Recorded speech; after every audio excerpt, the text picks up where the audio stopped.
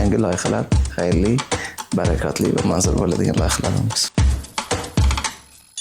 Eng qimmat qaysi loyihangiz ko'p pul sarflagansiz va qanchalik o'zini oqlagansiz? Salyutga o'xshab reklamalar vurlatib yonib, vurlatib o'chib esimizdan chiqqan qancha loyihalarni ko'rganmiz. $400,000 tushgan o'sha Dexdagi xatolar. Ustoz, otangdek ulug'. Otangni gapiga kirmadingmi, onangnikiga kirasan dedi. Faktorlar bilan mana boshlaganmiz. Birinchi syomkadagi petlichkaga $10 ketsa qornimiz og'rigan. Nimani qoriqsang, o'shanga zor bo'lasan. $1 zor bo'lgan paytlarim bo'ldi. 100 mingni o'ynab ishlatganmiz ham, keyin mingni o'ylab ishlatgan paytlarim. Kontaktlar, kontraktlarga yetaklar. Muvaffaqiyatli biznesni yo'lga qo'yish uchun reklama shartmi? Nafaqat reklama, komanda zo'r bo'lishi kerak. Blogerlarning xizmatidan foydalanasizlarmi? Чисто что поржать deydi. Mana bugungi uchrashuvimizni predoplatasi 2018-yil berilgan. Parixmaxirskiy dedi. Aka, assalomu alaykum. Chiko'za alaykum. Vali bo'z gapiryapti. Men Aziz dedi, bo'ldi, tema yopildi. Bo'ldi aka dedim. Hata 15 minutda poputi gaplashib olamiz dedik. Tasha, yasha, ketdi mana tug'ildi. Обязательно лайк, дизлайк, поделиться, подписаться, gazini bosinglar.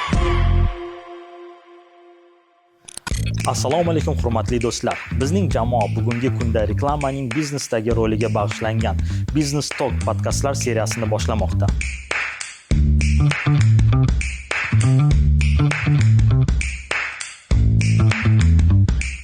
Hozirgi zamonda reklama shunchaki brendni tanitish vositasi emas, balki biznes uchun strategik resursga aylanib bo'lgan. Bu kompaniyalarga mijozlar e'tiborini qozonish, ishonchini mustahkamlash va raqobatbardosh ustunlikni yaratishga yordam beradi. Raqobat kuchayib borayotgan bozorda samarali reklama muvaffaqiyatning asosiy omillaridan biriga aylanmoqda. Nima uchun biznesda reklama kerak va reklama biznesga qanday yordam beradi? Ushbu savollarga javob topishni va o'zining tadbirkorlik tajribasi bilan o'rtoqlashishlarini taniqli biznesmen Hasan aka Mamasaidovdan so'radik.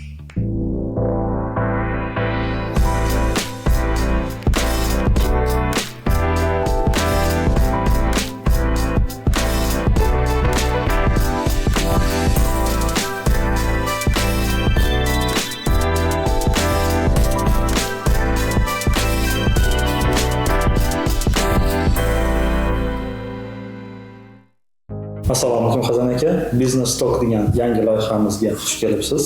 Sizni ko'rishdan bag'oyat xursandmiz.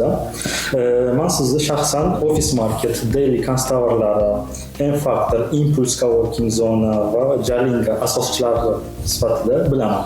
Bundan tashqari sizda yana boshqa biznes loyihalaringiz ham bormi? Bor. Aslida Daily Husan akaniki, Dekis meniki.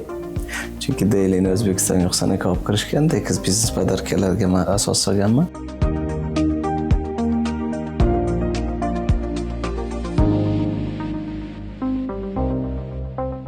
Loyihalar ko'p. Hattoki o'sha M-Factorga kirganimizda loyihalar fabrikasida 50 ga yaqin, 100 ga yaqin loyihalarni qilganmiz. Husan aka uni situatsiyani menaysa atnashenda bu loyihalar qabristoni deydi. Ko'p g'oyalarni men tug'dirishni yaxshi ko'raman. Endi u tug'dirilgan g'oya Edon loyihasi bo'lsin, Jalinga bo'lsin, Impulse tadbirlar zali bo'lsin, Impulse Hub bo'lsin, Impulse Coworking zonalar bo'lsin, qanchalari yopilib ketib, qanchalari o'zini oqlamay, hattoki M-Factor o'zida yuzlab rubrikalar qildik. Top menejer Alisher akam bilan yana ko'p yuridik maslahatlar, bular hammasi loyiha asli. Bugun ham mana hozir Kalibr loyihasi, Kapital loyihasi, o'sha loyihalar asosida yuribmiz. Shu kecha kunduzda loyihalarimizni xuddi sizga o'xshab Zontichni brend sifatida oldingilar Impulse Media bo'lsa, hozir bir Mediator degan yangi sezonda yangi loyihalar abitniyat qiladigan loyiha qilamiz. Kontakt degan loyiha qilamiz. Hammasi orqasida nimadir mindset, nimadir maqsad, nimadir manfaat yotadi. O'sha loyihalar periodически yangi kino, yangi ovqat, yangi kitobga o'xshaydi. So'z boshida assalomu alaykum dedingiz, va alaykum assalom. Yangi loyihalar xayrli, barakatli va manzur bo'ladigan loyihalarimiz.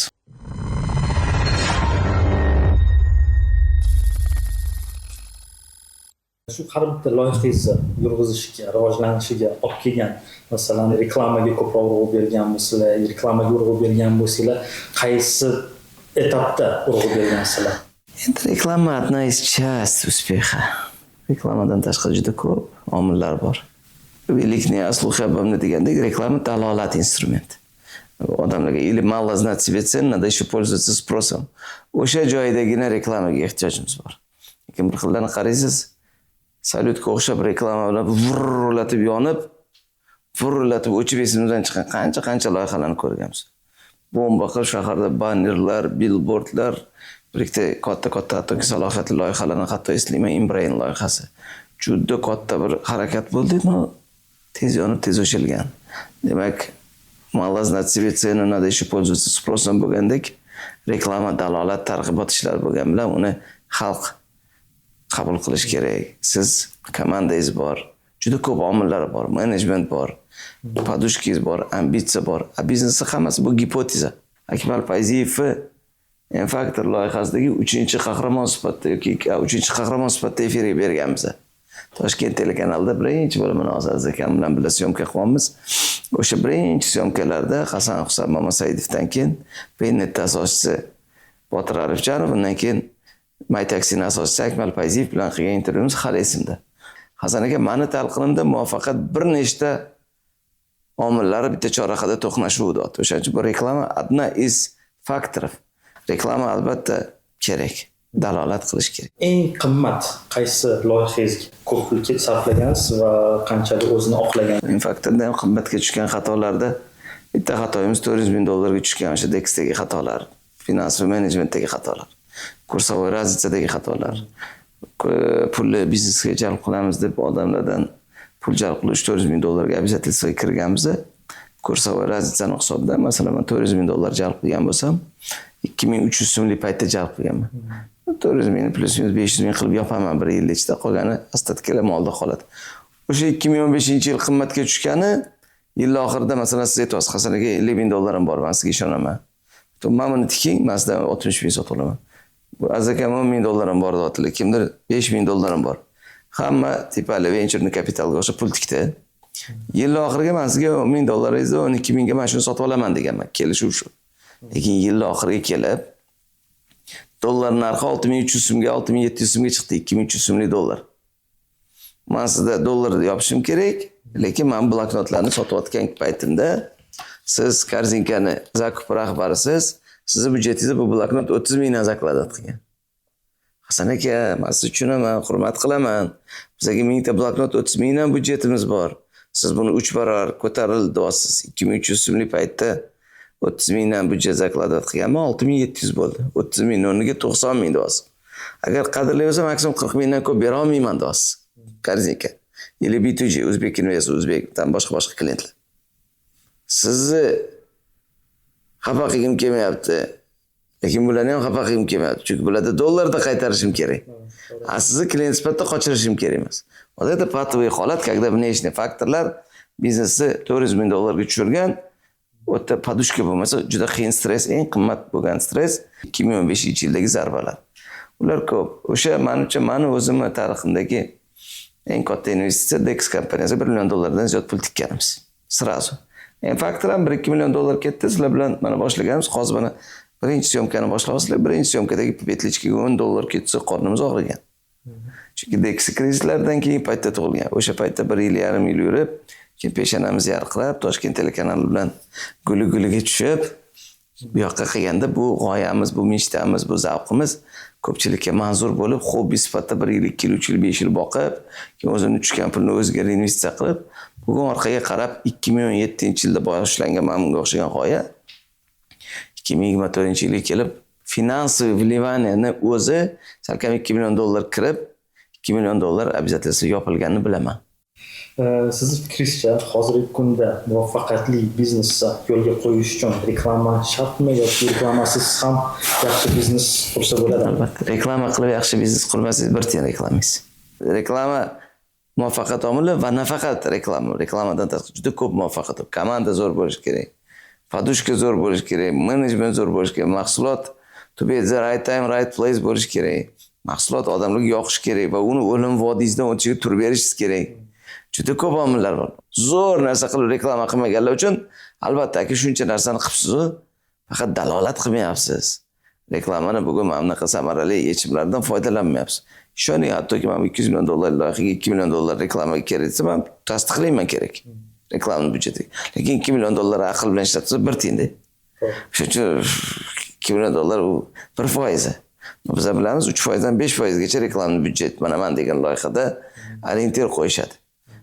2%, 3% yo 5% bo'lsa 10 million dollar ularni kommersiya yoki reklama byudjeti bo'lishi kerak. 10 million dollar qachon ishlataman, qandoq ishlataman, это уже 2 yillik loyiha bo'lsa 5 million yiliga sarflashimiz kerak.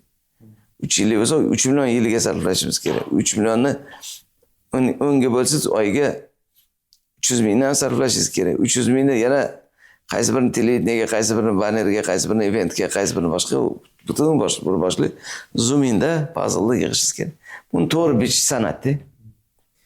O'zingizni tajribangizdan kelib chiqqan holda, masalan, oldin 20 yil oldin bilaman, telemarket loyihada ofis market reklamasi bo'lardi televizorlarda.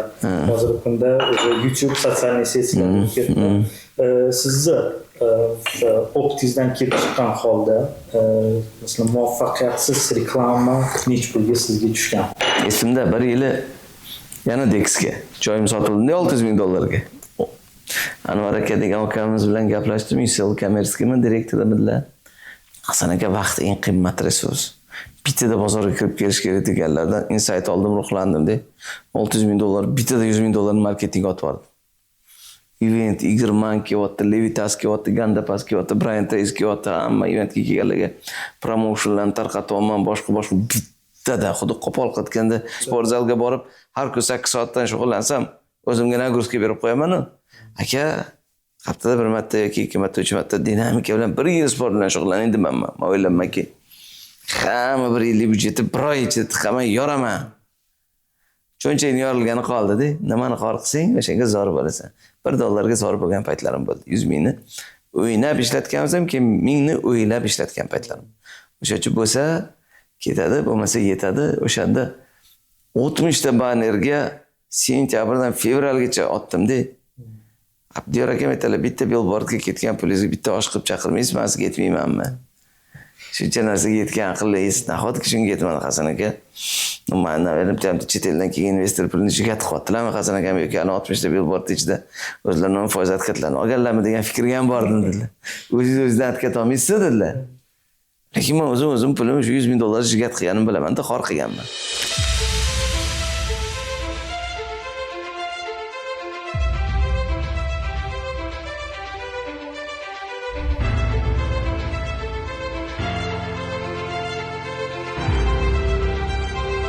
Century Towers, в самом сердце нашей столицы. Добро пожаловать!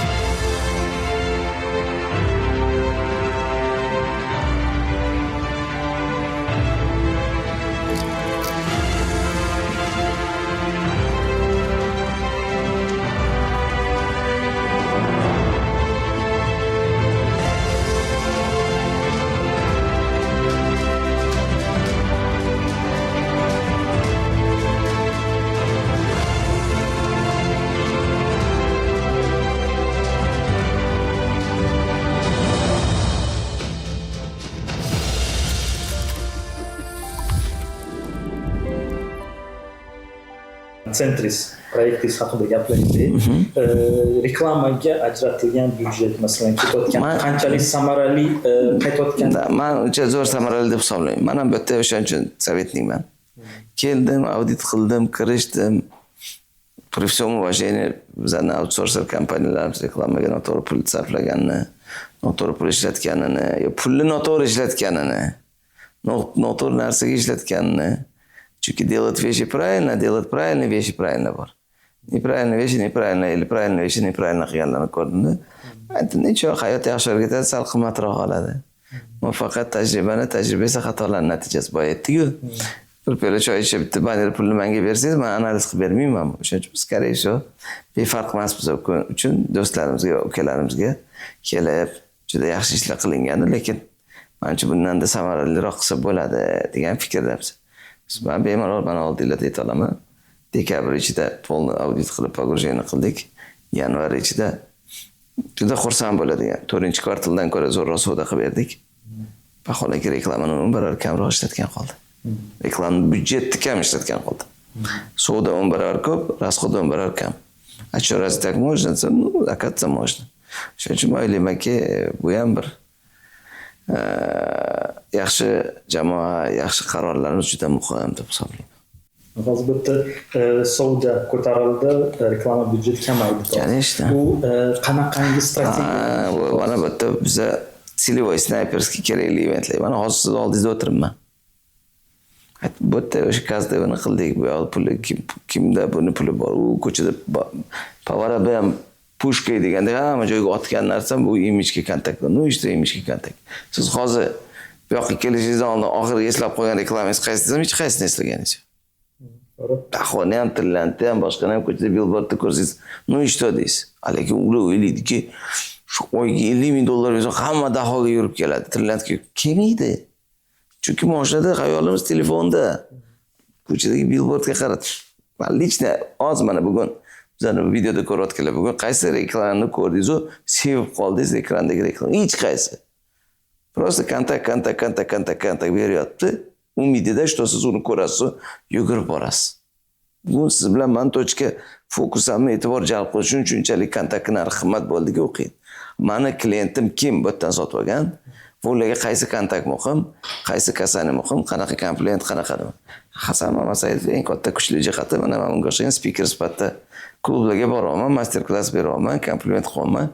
Investorlar psixologiyasi orqali qanaqa qilsangiz pulingiz ko'payadi va qanday qilib pulni to'g'ri boshqarish kerak va 3 yildan keyin orqaga qarab qaysi xatolarni qilmaslik kerak. Investorlar psixologiyasi bobida nimalarga e'tibor bersangiz, to'g'ri yechim bo'ladi. Agar sizlar investitsiyaga, kopilkaga, kelajak nedvижимость bobida to'g'riroq qaror qabul qilmoqchi bo'lsanglar, bemalol case, Center Towers case misolida kompliment sifatida aytaman. Mendan podarka qilaman, vizitkalarni beraman, lokatsiyani tashlaman, kitob podarka qilaman. Ertasining o'zida mana shu yerda 10-20 ta lead kelyapti. İçinden kvalifitsiyani 3 ta 2 ta bittasi konversiya bo'lyapti. Bunaqa necha dinadi? Shu men qanaqa banner qilaman? Maksimum vizitnitsa. Siz har kun yoningizda olib bersangiz nima qilasiz? Pulni sanab yurganingiz ham kontakt yoningizda bor. Vudruk bir kun sizda pul paydo bo'lib qolsa va pul ishlamoqchi bo'lsangiz, va kamida o'sha 5,000, 10,000, 50,000 первоначальный взноsingiz bo'lib, oyiga 5,000 ming pulingiz bo'lsa, добро пожаловать, pulingizni ko'paytirish uchun kopilka bo'yicha yechim bor degan mesej berdim, tamom. И lidlar, живой lidlar, kvalifitsiyali lidlar, zatratasiz lidlar o'zini oqladi. Если bu o'zini oqlasa nima qilish kerak? Добро пожаловать, welcome to the California.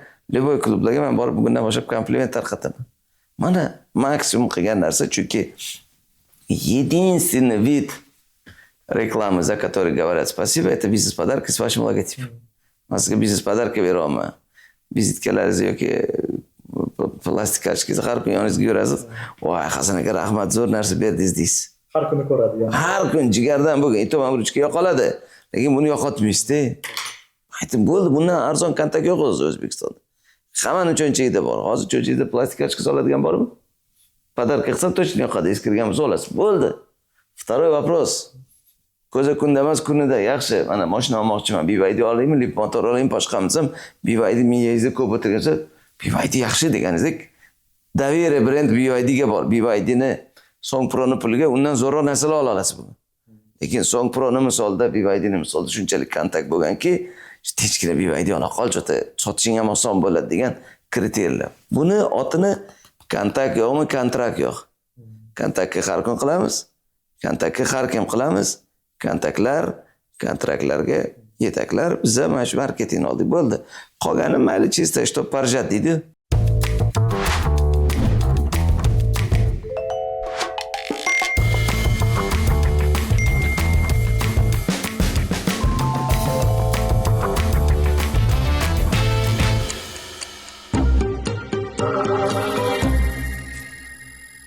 Hozirgi kunda yangi loyihalaringizda ko'proq raqamli texnologiya marketingi qo'l berasizmi yoki traditsionniy marketingni ishlatyapsizmi? Menimcha gibrid traditsionnidan boyagidagi kontaktlar, eventlar.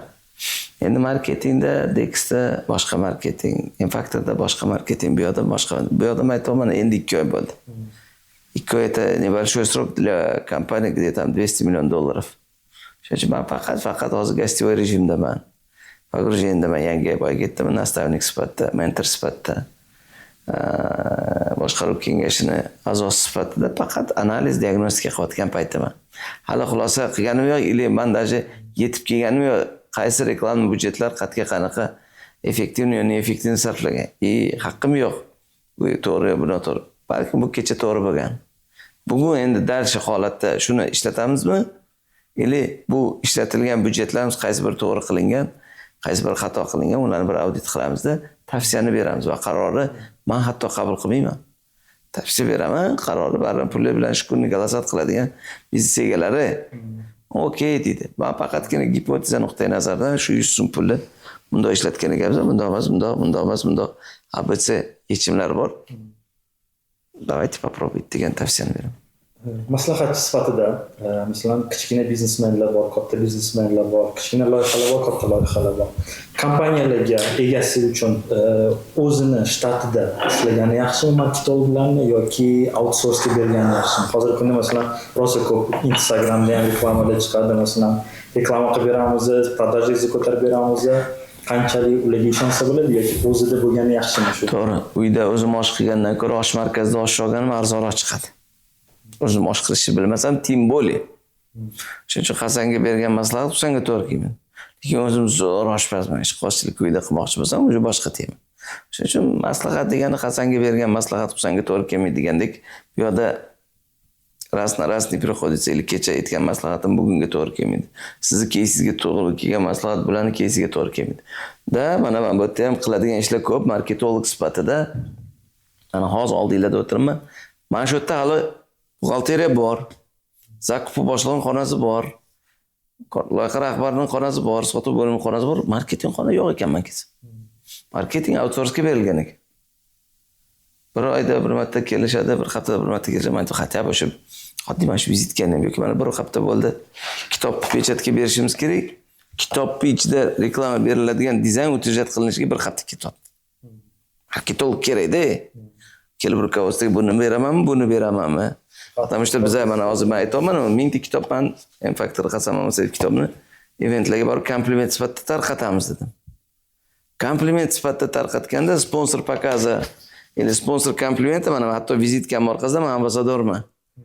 Centers Towers'i anaqasi turibdi, logosi yoki nima turibdi. Men sizga vizitkam beraman, lekin kontakt meni vizitkam bilan siz kompaniyaning ambasadori sifatida bu kitob platить за banket Centers Towers oplatyapti. Meni kitobimni, men berayotgan boshqa hadyalarni kompaniya aytib, shu biz oplatyat qilamiz. Lekin hattoki shu ichidagi mana bu obloshkani ichidagi reklamani qilish uchun bir hafta, 2 haftadan beri utijat qiladigan marketolog yo'q. Men dizayner demayapman. Отдел продаж, top management kim Javobgarlikni qo'ydi. O'sha uchun mana kecha u to'g'rida kelayotgan xonanglarda hali mebel qo'yilmagan. Kichkinagina mana shunday 4 kvadratli, 6 kvadratli xonani переговорni kichikroq qilib bo'ldik-da meeting roomni. Hatto bitta bo'lsa marketing menejeringiz bo'lish kerak. Человек orkestr sifatida SMMchilarga outsource bersa. Montajyorlarga, targetologlar bilan boshqalar bilan ishlayman desa ham outsourcerlar kelib kompaniyaning ichidagi hub vakil kim bilan gaplashaman degan bitta bo'lsa marketing menejeri bo'lish kerak. Bizda bu kompaniyada marketolog bormi? Yo'q. Marketing bo'limi bormi? Yo'q. Marketolog va marketing bo'limi yaxshi qilsa o'zining ishini, отдел продаж, отдел servisga aylanadi. Endi marketolog sifatida siz ham bilasiz, 50 ta klientingizdan Всем нравится, ему не nравится deydi. O'shacha sizga yoqadigan stil menga yoqmaydi. U bilasiz nimaga o'xshaydi? Uy qilmoqchida, uy sotib olgan 3 xonali. Chiroyli dizayn qilib berdi ot.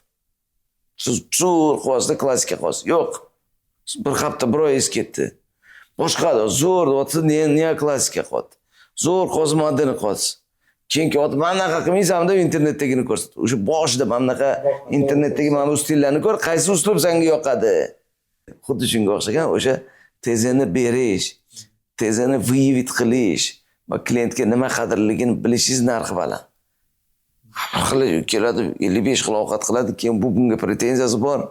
U bechora jon kuydirgan, andishi qilgan, xudo xohlasa zo'r ovqat qilib beraman. Maza qilasiz deb steak olib kelsa, u deyapti, men vegan deyapti. Какой steak deyapti. Aytishmasa. Baliq olib kelsa, menga baliq yoqmaydi deyapti. Sushi desa, sen qachon ko'rding, men sushi yeganman. Men bilmayman-ku senga nima yoqadi. U bechora dietada o'tirgan bir balkim chechevichni sup xohlayotgandir. Balki frikadelka bulyondir dardi. Tushuntiradimi? O'sha klientga nima yoqishini topa olish bu haqiqiy marketologlarning zadachasi bo'lib qoldi.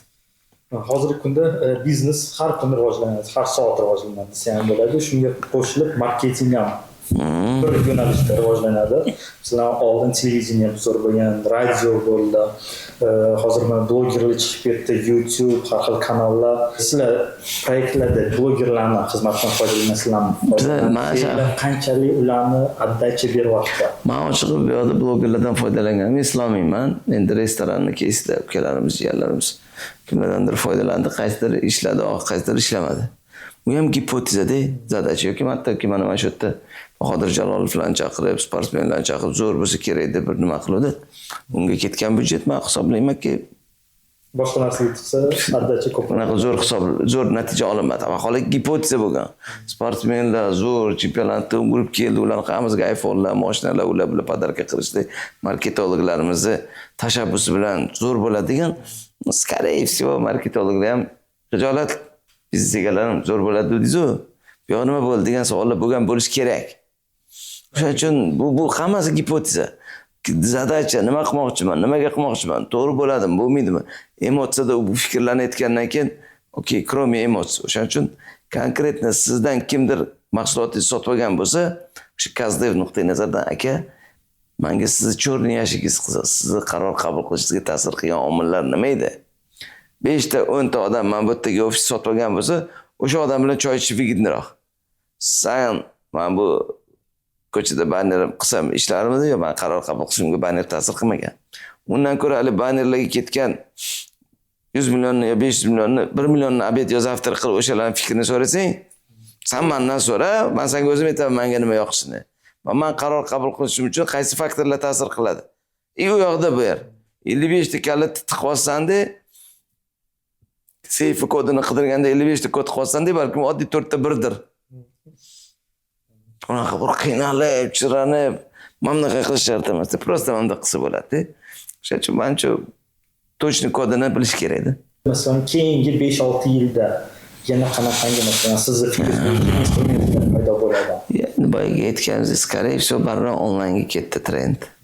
Скорее всего, opinion liderlar, boyaga aytganingizdek, blogerlar davomimiz, celebritylar davomimiz, opinion liderlar davomimiz. Chunki mana biz ham mana shu o'tirishimiz opinion lider bo'lganimiz uchun. Men bloger emasman. Lekin men celebrityman, men opinion liderman. Odamlar menga bo'lgan ishonchini men ishonganim uchun men aytaman, oldin men o'zim ishonsam, men boshqa insonlarga men ambassador bo'la olaman. Men qaysi brendda ambassadorman deb men o'zim sotib oldim. Men o'zim bilaman. Qaysi kriteriya bo'yicha sotib oldim. Скорее всего, opinion liderlar bilan, celebritylar bilan, o'zining auditoriyasi borlar bilan to'g'ri kommunikatsiya, to'g'ri kontakt qilsa, samaradorlik shu yerda. Eventlar, klublar, bu biznes center case'da aytayapman. Balki boshqalarda ham opinion lider mamishkila ham детский magazin игрушкida bitta psixolog olib kelib, "Мы сегодня поговорим о воспитании детей". Undamda 25-kadrda o'sha Malыш degan do'kon tursa, Malышdagi bu case'lar bo'lsa, yoki tam "Пейте, дети, молоко, будете здоровы" desa, mana bitta Nestle tursa bo'ldi. Nestle oling deyish ham shart emas-da. Shuning uchun shu bitta shunaqa esda qoladigan kreativniy reklama. Zizi bormi, zizi degandek hammani yoqadigan, esinglarda bo'lsa balki necha yil oldin yosh bola edik. Ayva degan kreativniy reklama. Bolalarimiz ham, chaqaloqlarimiz ham ayva bilan katta. Assalomu alaykum, hamma joy ayva bo'lib ketdi. Mana shunaqa kreativ qilsangiz, menimcha uncha milliard sarflaganingizdan ko'ra 100 million bilan kreativ qiladigan tochkasi ko'radigan joylar bor-da. Endi bu uchun kreativchilar zo'r ishlash kerak. Sotuvingizni oshirib berish uchun 50% chegirma. Kompaniyalar sotuvini 80% gacha oshirib kelayotgan Prime Stars Media marketing jamoasi bugungi kunda ko'plab kompaniyalar bilan birga hamkorlikda ishlab kelmoqda va shu vaqt ichida ko'plab muvaffaqiyatli natijalarga erishib kelgan. 2025-yilda biznesingiz yuqori hamda barqaror natijalarga erishdi. Ushbu professional marketing jamoa sizga o'zining sifatli kontentlari orqali yordam beradi. Ushbu video izohida birinchi plyus qoldirgan 10 ta mijozimiz uchun 50% chegirma amal qiladi. Keyingi 3-4 yilda sun'iy intellekt marketingi o'rnini egallaydimi yoki marketing baribir bo'lish kerakmi firmada? Baribir kerak. O'sha sun'iy intellekt ham tezdan aytadigan narsa shu. Men hali o'zim o'sha ChatGPTni hali ishlata olmayman. Men скорее всего YouTube'chiman, Facebook'chiman, Telegram'chiman. Menga bir kun ichida siz 100 soatingiz условно говоря Instagram'ga ketsa, 1 soatingiz Facebook'ga ketsa, meni YouTube'ga emas, Instagram'ga emas, Facebook'ga 100 soatga 1 soat proporsiyam to'g'ri keladi. Da YouTube'im ko'proq, Telegram'im ko'proq, Facebook'im. Lekin menga o'xshagan odamlarning auditoriyasini e'tiborini jalb qilish uchun, demak, Facebook'ni ignore qilish kerak emas. Shuning uchun biz marketologlar aytamizki, YouTube'ga, Facebook'ga, Telegram'ga, Instagram'ga, veb-saytga, boyagina SEO optimizatsiyaga, Google'ga, Yandex'ga, boshqa hammasiga kasani ber. Senga klient kerakmi? Unga Instagram kerakmi? Instagramda kontakt bormi? Kontrakt bor. Kontakt yo'qmi? Kontrakt yo'q. Shuning uchun kontaktga har kun qilish kerak, kontaktga har kun qilish kerak. Kontaktlar kontraktlarga yetaklar. Любая kontakt хороша. Bir donishmand odamga borib, kontaktga har kun qilish kerak.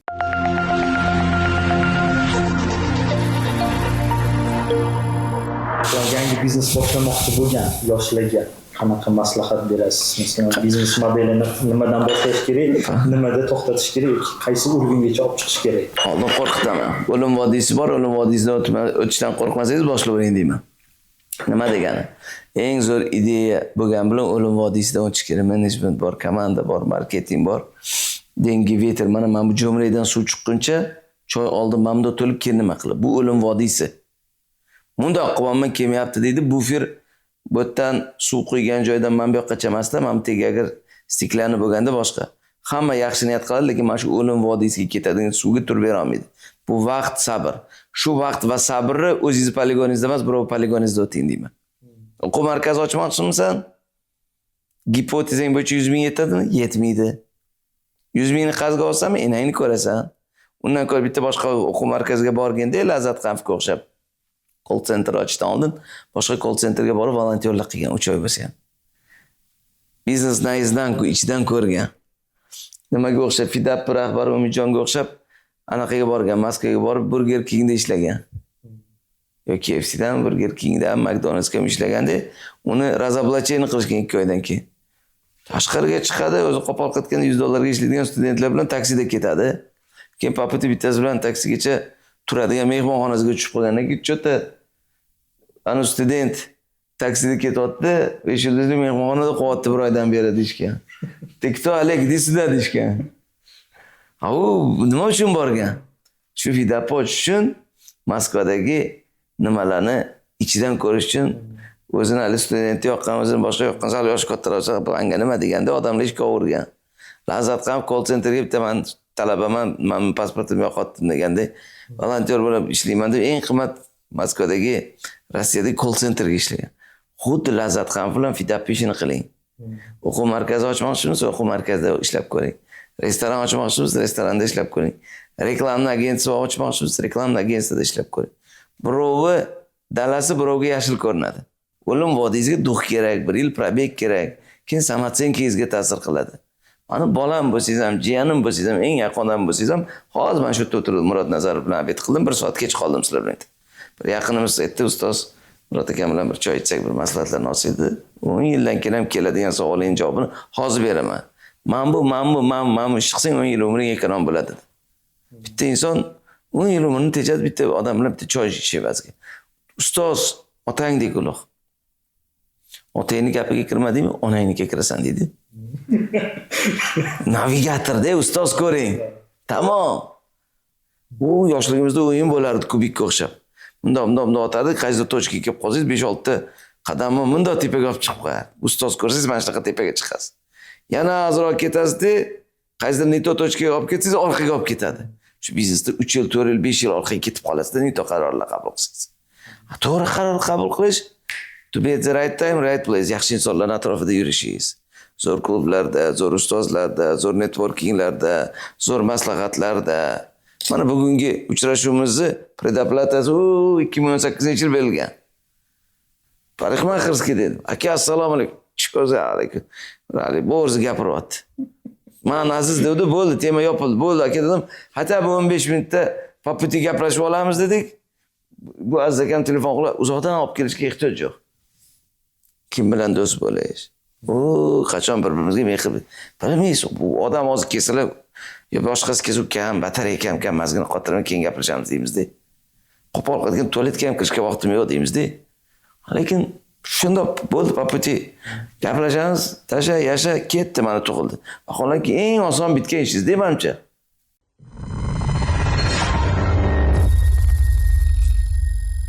Hozir ham ko'p kelganingizdek ko'rdik, biroz oldingizda shogirdlaringiz yuribdi. Masalan, shogird tushmoqchi bo'lganlar, oldingizda ishingizni o'rganmoqchi bo'lgan yoshlar bo'lsa, qanaqa talablar qo'yasiz va qayerga murojaat qilsa bo'ladi? Endi buni otini baronka deydi. Shogirdlar bizning oldimizga xohlaganlar juda ko'p. To be at the right time, right place. Yo yaxshi klublarda, yo yaxshi universitetlarda, yo o'ta tushib qoladi.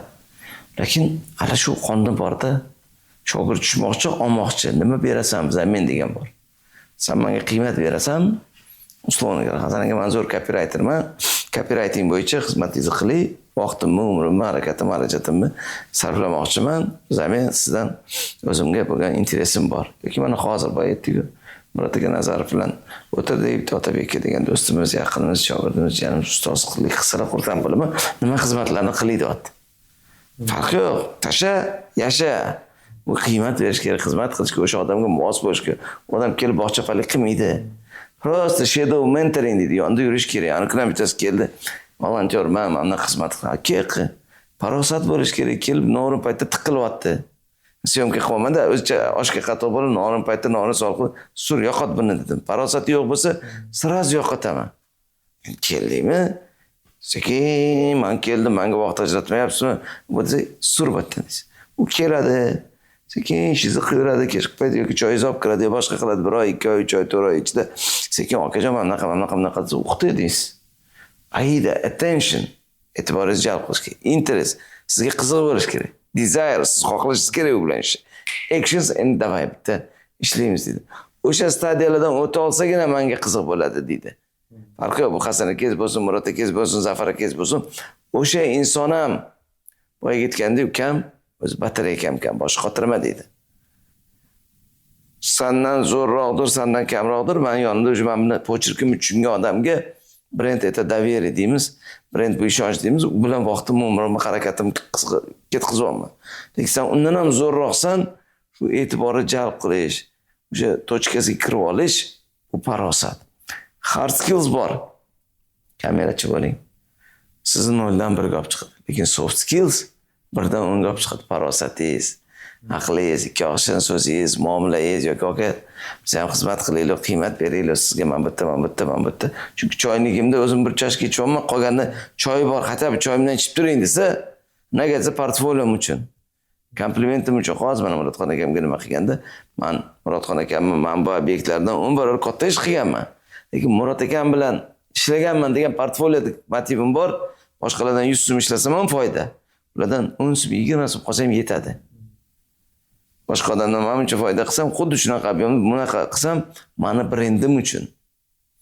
Meni portfoliyomda Murat Nazarov men bu obyektida ishlaganman deyishim uchun tsena brenda. Tsena того, что men ularga xizmat qildim. Men ularning ishonchini oqladim. Menga imkon berdi. Ularda ishonch oqlab imkon berish orqasida qancha mas'uliyat turibdi. Qancha talab bor Murat Bildingsi binosiga mos quruvchi bo'lishingiz kerak. Trallevali sharoitdan bo'lsangiz yemisiz. Uni due diligence'dan o'tishingiz kerak, kvalifikatsiyadan o'tishingiz kerak. O'shanga o'tganini munosib qilib nima qilsa Murat certified. Murat Nazarov bundan ham ishlagan, men bilan ham olgancha bo'ldi, boshqa joylarga borib takazovat qilmaysiz-da. Shuning brend bu ishonch degani, yoshlar siz katta dorga osilmoqchimisiz? Kichkina joylarda portfolyolarni yig'ib keling. Hozirgi yoshlarga, ko'rayotgan odamlarga 3 ta qanaqa kitobni tavsiya qilasiz? Mana eng yaxshi ko'rgan savolim shu. Biz havas qilgan har qanday qoyillatgan inson borki, hayotiga ijobiy ta'sir qilgan, hayotiga bo'lishga ta'sir qilgan kitobi bor. Shunchaki kommentariy nuqtai nazardan bugun mana sizni hayotingizni o'zgartirgan 3 ta kitobni challenge-ni boshlaylik. Shu kommentariyda sizni hayotingizni o'zgartirgan 3 ta avtor yoki 3 ta kitob kommentarni yozinglar, men prosta ko'rasizlar. Deyarli birovnikini olib ko'chirmasangiz, hozir mana shu audioni yo videoni eshitayotganda qaramasdan o'zingizni qog'ozingizga yozib ko'ring, 100 ta odamni tekshirsangiz 100 xil chiqadi. Meni hayotimni o'zgartirgan yuzlab, minglab kitoblar o'qiganman, lekin juda qattiq ijobiy iz qoldirgan. Bugungi kunda eng katta mana shu shakllanishimga ta'sir qilgan kitoblar bor. Birinchisi Dale Carnegie. Dale Carnegie'ning o'zi 3 ta kitob bor. Shuni o'zi to'xtatsam bo'ladi, lekin ikkinchisi Napoleon Hill. Uchinchisi Brian Tracy. Undan tashqari kitob o'qimaganmiz. Undan tashqari 333 ta aytaman kerakmiz.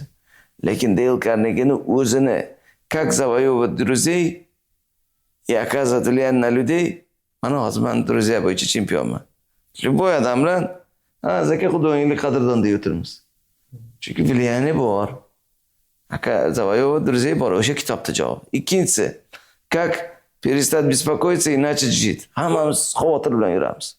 Hakuna Matata, annasensi ko'k choy, gitara o'rindi. U mana bu Dale Carnegie'ning ikkinchi kitobi. Uchinchisi, ораторское искусство, самый короткий путь к знаменитости. Seni знаменитый qilgan storytelling. Biz gaplashamiz, biz she'riyat bermayapmiz. Yig'ishtiring savollarni, gaplashing klientlar bilan suhbatlarda. Bu savol sizga shpargalka tursin. Hurmatli, assalomu alaykum, mehmonimiz Murat Nazarov, siz yoshligingizda nimani orzu qilgansiz deb o'qib beryapti dedi. Dildan chiqdimi, dilga yetib boradi. Bu storytelling. Bu savol, u chustot qiladi. Hatto kuchuk chustot qiladi undan qo'rqqaningizda. Oddiy ko'chada kuchukni oldida o'tib ketayotganda bular qo'rqmasalar, u qaramaydi. Men bunday qo'rqsam orqamdan yugurishni boshlaydi. Inson ko'p-a. Duximiz, samatsenkamiz, samimiyati, hamma narsa bor. Bitta mana Dale Carnegie'ning o'sha mamlakat samimiyati bilan tarz chiqib ketadi. Albatta ikkinchisi aytaman Napoleon Hill. Думай и богатей deyapti. Работай и богатей demayapti. И 16 законов успеха deyapti. Muvaffaqiyat 16 qonun bor ekan, nima ekan shu uspeh 16? Mana hayotimizga. Uchinchisi Brian Tracy, точка фокуса. Достижение максимум. Voy, uni 55 ta kitob bor. Yoqqan kitobini o'qing. Mana hayotimni ijobiy tomonga o'zgartirgan 3 ta avtor, 3 tadan kitobini o'zi. Endi qolganini ko'ravering. Menga shunchaki qiziq kommentariylarda shu sizni hayotingizni o'zgartirgan kitob kim? Avtori kim? Обязательно like, dislike, поделиться, подписаться, gazini bosinglar. Narvasi yana bitta bonus beraymi? Zo'rroq fayz olish uchun. 5000 ta подписчик bo'lgan kuningiz bitta kompliment завтрак chaqirasizda, o'zingiz tanlagan ikkita g'olib bilan men borib choy ichaman. Shu 1 soat konsultatsiyamga kelishgan odamlar $500 to'layapti. Bo'ldi, siz Hasan aka men bu odam g'olib bo'ldi. Faqat shartini bilasizmi qanaqa? 5000 ta подписчик bo'lgan kuni men shu soatda $500 bo'lgan vaqtimni 1 soat 2 soatdan завтракka chaqiraman, siz chaqirasiz, men bilan g'olib bo'ldim. 5000 ta подписчик bo'lgan kuni eng ko'p shu ko'rsatuvda sizni kommentingiz ko'p like olgan bo'lsa, siz bilan choy ichamiz. Hammasi по-честному. Hasan aka, ajratgan vaqtingiz uchun kattakon rahmat. Fikrlaringiz hammaga yoqqan deb umid qilamiz.